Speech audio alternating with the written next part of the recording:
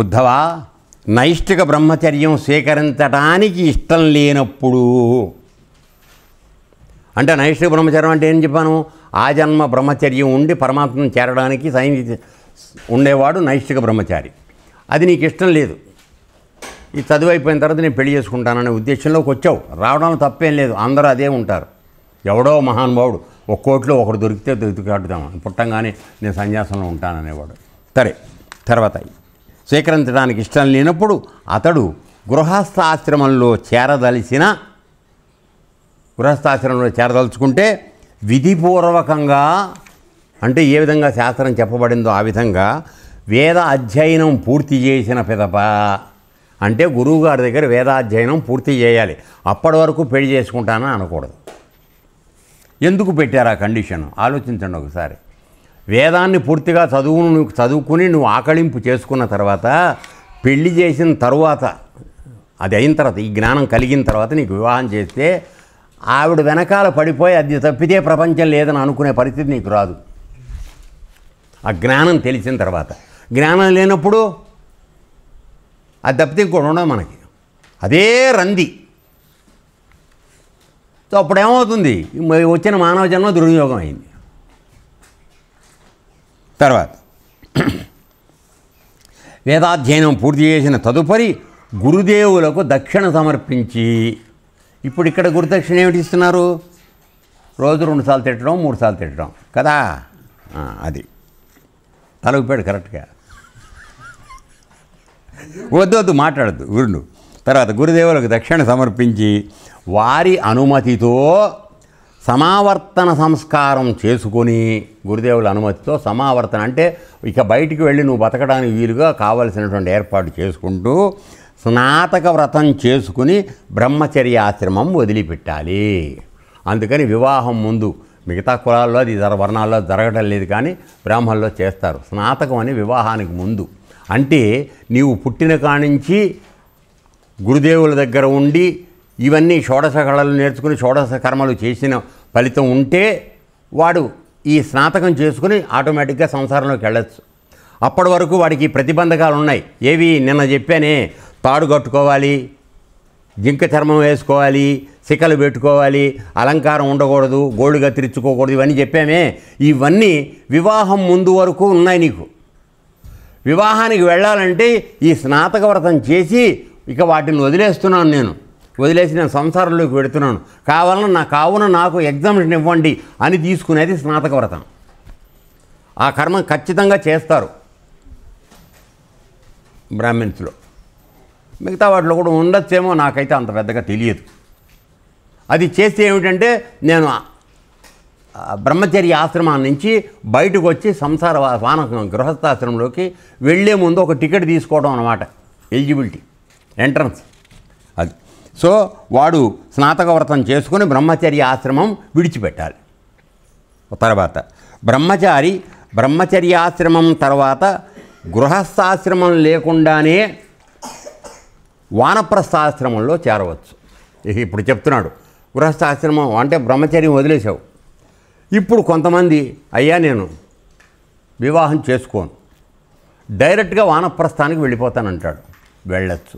వానప్రస్థానికి వెళ్ళటం అంటే అర్థం ఏమిటి, ఎల్లప్పుడూ పరమాత్మ యందు ఉండడము, ఆ పని చేయడము. సన్యసించడు, ప్రపంచంలోనే ఉంటాడు, కానీ వాడికి ప్రపంచ విషయమైనటువంటి సంబంధాలు ఏమీ ఉండవు, వాడు వండుకోవటం ఉండదు.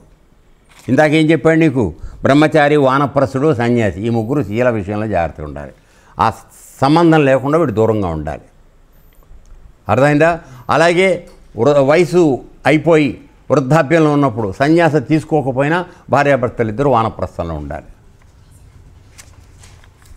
సో అటువంటి దాంట్లో అందరూ చేరచ్చు. నాకు వివాహం వద్దు, బ్రహ్మచర్యం అయిపోయిందిరా, నేను డైరెక్ట్గా దాంట్లోకి వెళ్ళిపోతాను అనేవాడు ఉండొచ్చు. తర్వాత ఒకవేళ బ్రాహ్మణుడు గనక బ్రహ్మచారి డైరెక్ట్గా సన్యాసమే తీసుకోవచ్చు, మిగతా కులాల వాళ్ళకి అది లేదు. అంటే వాళ్ళు బ్రహ్మచారిగా ఉండే వాడు వానప్రస్థం అన్నా తీసుకోవచ్చు, కానీ డైరెక్ట్గా బ్రహ్మచారి సన్యాసం తీసుకోవడానికి వీల్లేదు.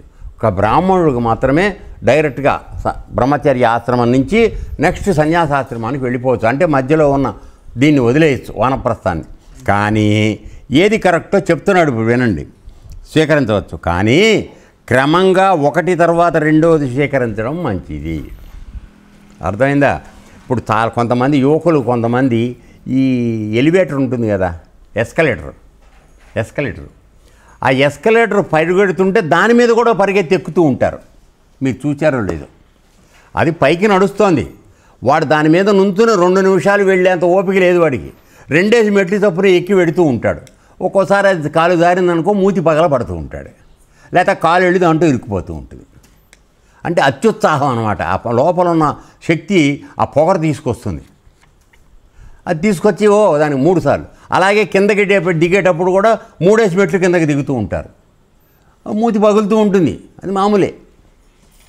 ఎందుకని ఆ లోపల తంతున్నటువంటి అహంకారం అన్నమాట, వయసుతో వచ్చే అహంకారం, దానివల్ల చేస్తూ ఉంటారు. సో ఇక్కడ ఏం చెప్తున్నాడంటే ఒకదాని తర్వాత ఒకటి తీసుకోవడం మంచిది. ఎందుకంటే slow and steady wins the race.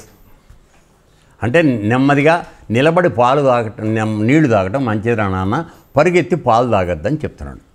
ఎందుకంటే ఒక ఆశ్రమం నువ్వు బ్రహ్మచర్య నుంచి వానప్రస్థానికి వచ్చేటప్పటికి కొన్ని నియమాలు నీకు కొత్తగా యాడ్ అవుతున్నాయి.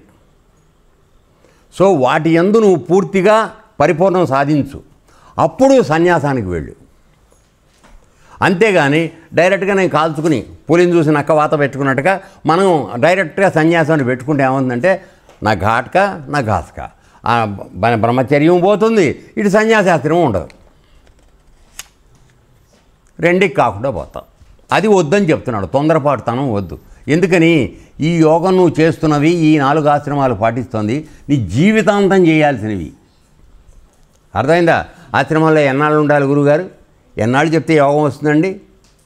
నువ్వు ఎన్ని గంటలు చేస్తావు నాయన అని అడిగి మాత్రం నేను అడగకూడదు వాడిని. అర్థమైందిరా?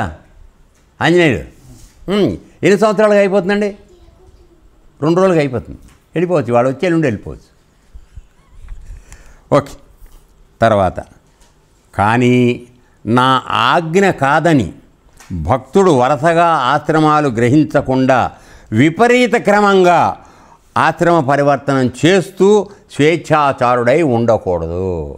అంటే కొన్నాళ్ళు దీనికి వెళ్ళటం, వానప్రస్థానికి మారటం, పెళ్లి చేసుకోవాలి వాడు, వానప్రస్థానం మారటం, ఇది సరిగా లేదు, వండుకోవడం లేకుండా పోయింది, ఎవడో పెడతలేదని చెప్పి నేను సన్యాసం కాషాయం వేసేసుకుంటాను, వెళ్ళిన చోటలు ఇట్ట అనుకుంటాను అట్ట అనుకుంటాను అని వెళ్తాం. అక్కడికి వెళ్ళేప్పటికీ అక్కయ్యలందరూ ఎవళ్ళు చేయి విదిలిచ్చట్లా, చేయి ఖాళీ లేదు, వంట అవ్వలేదు, రేపు పొద్దున్నరా అని అందరూ చెప్పడం మొదలెట్టారు. కడుపు మాడిపోతుంది. అందుకని ఇది లాభం లేదు, బ్రహ్మచార్యంకి వెళ్ళిపోదాం దాంట్లో. ఆ తర్వాత వెళ్ళిపోయి చెడిపోయి పెళ్లి చేసేసుకుంటాడు. ఎందుకు వచ్చిన బాధ ఇదని. సో ఏమంటే ఉపర్భ్రష్టత్వం అవుతుంది. అందువల్ల ఒకదాన్ని పట్టుకుంటే దాన్ని విడిచిపెట్టకు. అర్థమైందా? సావో రేవో దాంతోనే ఉండాలి. రైట్.